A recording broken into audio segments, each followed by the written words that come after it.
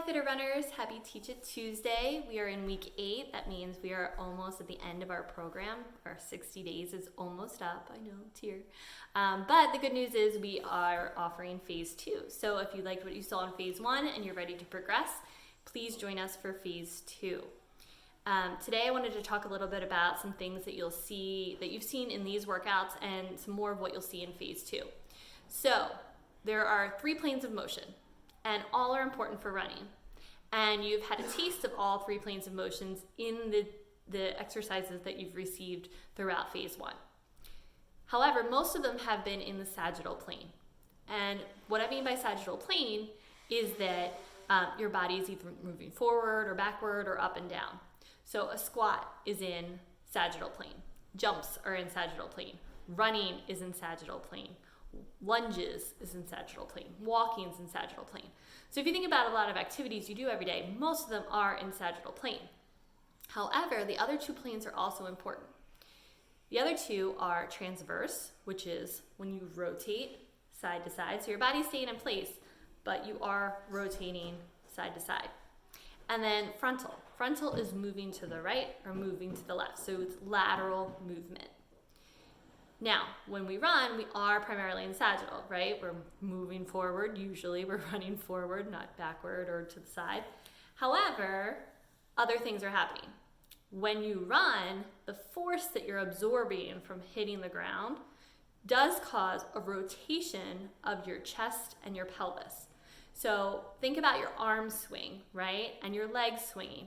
As your arms and legs are swinging to propel you forward, look what's happening here. Look at the rotation, right? Your chest is rotating one way, your pelvis is rotating or doing counter rotation to your chest.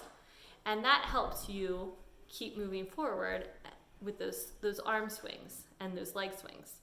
Now your body needs to be able to absorb that impact and not have you over rotating either your chest or your pelvis, because that can cause issues. So you have to be strong in rotation as well to handle the loads of running. And we've all had to jump over something, sidestep, get out of the way of a car or a dog or another jogger. We do move laterally a lot of times when we run too, because we often don't just go on a straight line. So having to hop up on a curb is a lateral movement. Okay, having to hop over a tree branch to the side, that's a lateral movement. So it's important that you are strong enough in all planes of motion, not just for running, but also in everyday life. Think about getting into your car, lateral movement. Turning to get something from the back seat, rotational movement. Okay, so in the current workout programs that you've had in phase 1, you've seen a lot of movements in the sagittal plane.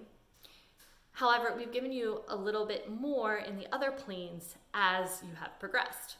So in phase 2, you'll see even more rotation and more lateral movement because it's the next progression. So in this recent bout of workouts, you had lateral band walks, that was in the frontal plane, and you also had side planks with thoracic rotation in the transverse plane. So you didn't get too many in transverse and frontal planes just because they are progressions. So you want to keep progressing in your workouts so that you become a stronger and even fitter runner to be able to absorb all those forces when you run, but also just for everyday life. So if you have any questions about some of the exercises you've been doing that you're still not clear about, or if you have questions about phase 2, please reach out to me or Meg.